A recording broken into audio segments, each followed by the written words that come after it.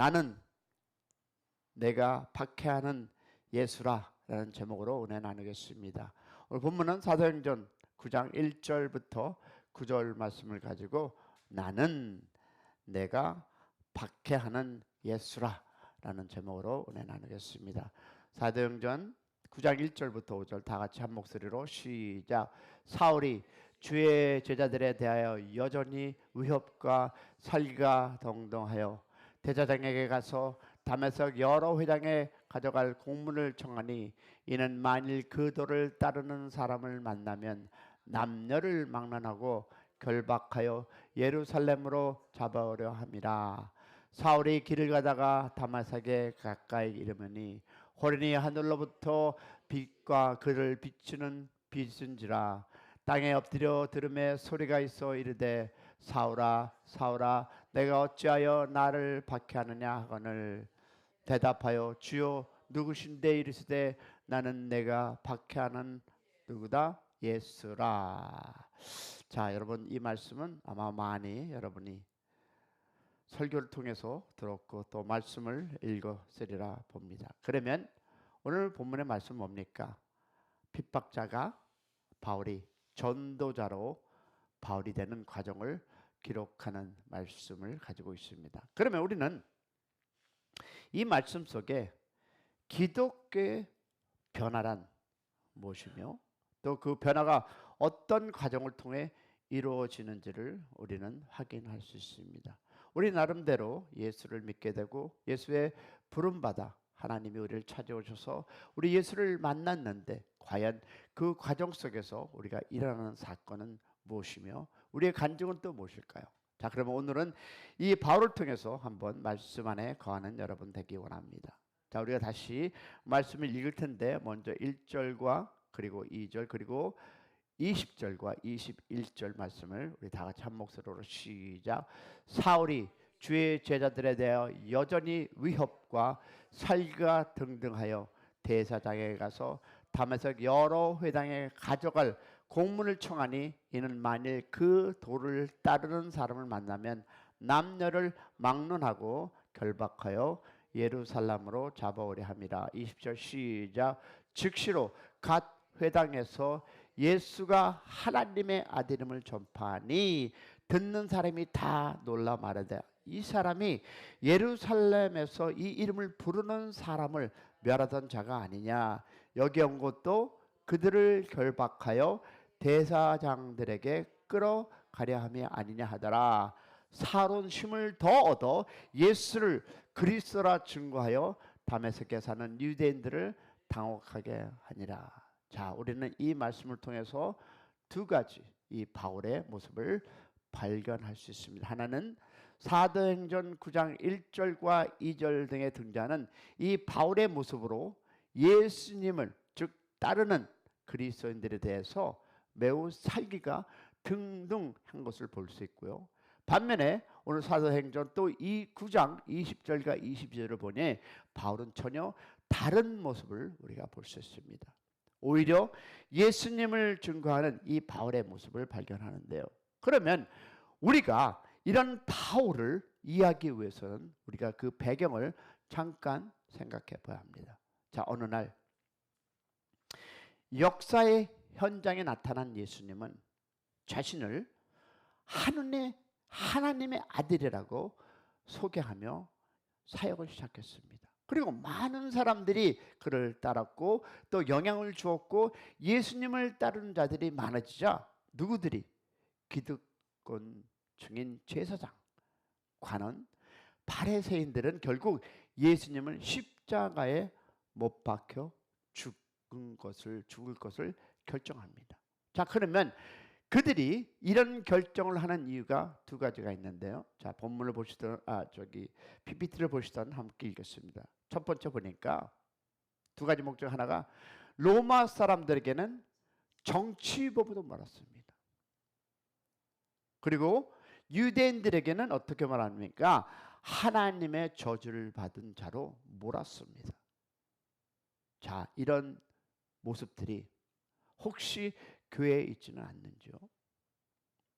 누군가 무엇을 할 때 혹시 그 사람이 누구에게 아부하는 것처럼 혹시 누구는 그런 얘기는 하지 않는지요. 그리고 또 우리가 무엇입니까? 하나님의 저주. 다시 말해서 어느 날 갑자기 나타난 예수님의 그 자신을 하나님의 아들이라고 소개를 하며 등장하다가 힘없이 우리가 알다시피 예수님은 십자가에 죽으셨습니다. 그러면 유대인들은 우리가 읽을 말씀 읽을 텐데요, 예수님이 그 십자가의 죽음의 무엇인가를 의미는 그들은 알았습니다. 왜냐하면 즉 예수는 하나님의 아들이 아니라 하나님의 저주를 받은 자라고 그들은 이해했고 알았습니다. 그래서 예수님을 따르던 많은 사람들이 등을 돌리고 낙심했습니다. 자, 그 말씀을 한번 볼 텐데요. 자, 신명기 보니까 그들이 왜 그랬는지를 볼 수 있습니다. 자, 신명기 21장 23절을 보니까 시작. 그 시체를 나무 위에 밤새도록 두지 말고 그날에 장사하여 내 하나님 여호와께서 내게 기업으로 주시는 땅을 더럽히지 말라. 나무 위에 달린 자는 하나님께 저주를 받음이라. 그들은 구약의 말씀을 알았기 때문에 예수 그리스도가 십자가에서 죽으신 것은 저주를 받았음이라 라고 이해를 했던 것이었습니다. 자, 그런데 그렇게 죽었다가 또 바울은 그 공부를 아는 사람으로서 들은 자로서 그런 생각을 했던 바울이 그 바울 앞에 누가 나타났습니까? 예수님이 나타난 것입니다. 그래서 예수님을 만난 바울은 그에게 어떻게 질문합니까? 주여 누구시나이까? 누군데 내 앞에 나타나셨습니까? 그러자 여러분 알다시피 주님은 바울의 질문에 대해서 이렇게 대답합니다. 나는 내가 박해하는 예수라. 자, 이것이 바로 박해자 예수를 전도자 바울로 바뀐 대화입니다. 자, 주님을 만난 후에 많은 시간이 지났을 때 바울은 이렇게 간증하죠. 그런데 그걸 볼 텐데, 그러면 우리는 여기서 기독교의 변화란 근본적으로 무엇을 의미하는가 한번 생각해 보시기 바랍니다. 여러분이 예수를 믿고 여러분이 예수를 따르는 제자들로서 무엇을 근거로 해서 여러분은 나는 예수 믿는 사람이다 라고 입으로 간증하십니까? 그것은 여러분 예수님에 대한 지식입니다. 여러분 신앙생활이란 예수를 아는 것이요 그를 더 깊이 알아가는 것임을 믿으시기를 축복합니다. 예수님에 대한 이해가 달라졌을 때 어떻게 달라졌을 때 바울은 달라졌습니다. 그것은 디모데전서 1장 3절에 얘기합니다. 시작. 내가 전에는 비방자요 박해자요 폭력자였으나 도리어 긍휼을 입은 것은 내가 믿지 않을 때에 알지 못하고 행하였습니다. 그러면 이 바울의 예수님에 대한 이해가 어떻게 달라졌습니까? 즉 바울의 변화를 보면 우리는 무엇이 달라졌는지를 알 수 있는데요. 자, 어디에 가냐? 데메섹에 가는 그 바울에게 예수는 하나님의 아들을 사칭하는 저주를 받은 그 나무에 그 달린 그 사람이었다라고 그는 이해하고 그들을 따르는 추종자를 잡아서 예루살렘으로 데리고 가고자 하는 즉 저주를 믿는 사람들이라고 생각했습니다. 그러나 다메섹에 도착한 바울에게 예수는 하나님의 아들 메시아라고 고백했습니다. 여러분 왜 그런 사건이 왜 그런 말이 그의 입에서 나왔을까요? 한번 여러분 잠시 생각해 보시기 바랍니다. 왜 그랬을까? 전에는 그들을 박해하던 자, 핍박하던 자, 그들을 잡아서 예루살렘에 데리고 가던 그 혈기가 황성한 젊은이가 이제 메시아라는 그 말씀을 그러면 우리가 가장 중요한 질문이 남아 있습니다. 그것은요, 무엇이 바울을 이렇게 변화시켰는가라는 것입니다. 우리는 이 사실을 주님의 대답 속에서 찾을 수 있습니다. 자, 바울이 예수를 향해 누구십니까? 불렀을 때 예수님은 다시 한번 나는 내가 박해하는 예수라 라고 대답합니다. 자, 우리는 예수님의 대답을 가지고 있는 의미를 알아야 하는데요. 그것은요, 무엇일까요? 나는 부활했다라는 것입니다. 분명히 그는 알았습니다. 바울은 알았습니다. 예수가 십자가에 죽은 그 이유는 누구? 하나님께서 버렸다라는 그 사람이 나타나서 나는 내가 박해하는 예수다라는 그 모습을 나는 부활했다라는 그 의미가 있었던 것입니다.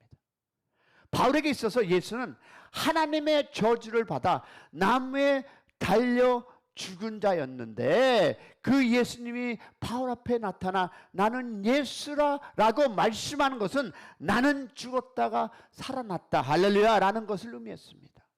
여러분, 우리가 부활의 신앙이 없으면 성경에 미친 짓을 하고 있다라고 성경은 얘기하고 있습니다. 그러면 즉 바울은 다메섹 도상에서 주님을 만났는데 바울이 만난 주님은 부활하신 주님이었습니다. 할렐루야. 사셨네 사셨네 예수 다시 사셨네. 믿으십니까? 그렇다면 이 주님의 부활에 이 핍박자 바울은 전도자 바울로 변화시킨 것이었습니다. 할렐루야. 그러면 바울에게 예수님의 부활은 무엇을 의미합니까? 그것은 곧 예수가 하나님의 아들이시오. 그리고 그들이 기다렸던 메시아라는 말을 의미했습니다. 할렐루야. 그래서 바울은 이렇게 간증합니다. 로마서 1장 4절을 보니까 이렇게 얘기합니다. 시작. 성령의 영으로는 죽은 자를 가운데 부활하사 능력으로 하나님의 아들로 선포되었으니 곧 우리 주 예수 그리스도리라. 할렐루야. 우리는 임마엘에 가던 두 제자들을 통해서 이 사실을 또한 확인할 수 있습니다. 이들도 예수님이 하나님의 아들이요 메시아임을 믿고 따라갔다가 예수님이 십자가에 못 박힌 모습을 보고 절망하고 엠마엘로 가는 중이었습니다. 그런데 부활하신 주님이 그들에게 나타나셨습니다. 그러자 바울처럼 그들도 삶도 달라졌습니다. 여러분, 초대교회 성도들에겐 여러분, 부활은 지금 우리가 생각하는 부활과는 그 의미가 달랐습니다. 초대교회 당시에는 유대인들에게 이 주님의 부활은 예수님이 하나님의 저주를 받은 자가 아니라 하늘의 하나님의 아들임을 드러내는 사건이었던 것이었습니다. 그런데 그가 십자가에 condemn 그리고 죽으셨습니다. 그런데 주님을 즉 부활한 주님을 만난 바울은 핍박자에서 전도자로 바뀌었고 절망하여 엠마누엘 그 가던 두 제자가 예루살렘 즉 부활하신 주님을 만났을 때 마음이 뜨거워졌고 역시 증거자가 되었습니다. 하나 질문하겠습니다. 우리는 그 뜨거움이 있습니까? 아멘을 못하시는 거 보니까 아직도 여러분 뜨거움이 있어야 합니다. 살아나신 그 주님을 만난 여러분, 뜨거움으로 하나님 앞에 기도하는 우리 모두가 되기를 축복합니다. 여러분, 초대교회 성도들에게 부활은 예수가 하나님의 저주를 받은 자가 아니라 하나님의 아들임을 증거한 사건입니다. 할렐루야. 왜냐하면 우리가 누가복음 24장 25절 27절을 보겠습니다. 시작.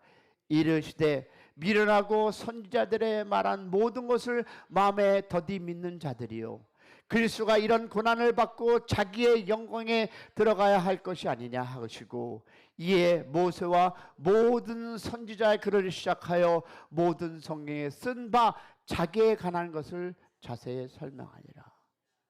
자, 그러면 질문하며 오늘 말씀을 마무리해 보겠습니다. 그러면 사랑하는 여러분, 이 새벽에 그 따뜻한 잠자리를 박차고 일어나 지금 이 자리에 앉은 여러분, 그러면 부활이란 나에게, 우리에게 어떤 의미를 가지고 있습니까?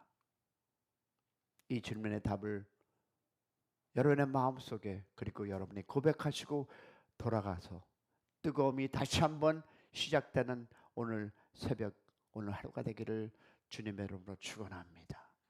부활이 없다면 여러분은 정말 바보, 멍청입니다. 부활의 신앙을 가지고 다시 한번 일어서는 우리 모두가 되기를, 샘 커뮤니티 교회가 되기를 주님의 이름으로 축원합니다.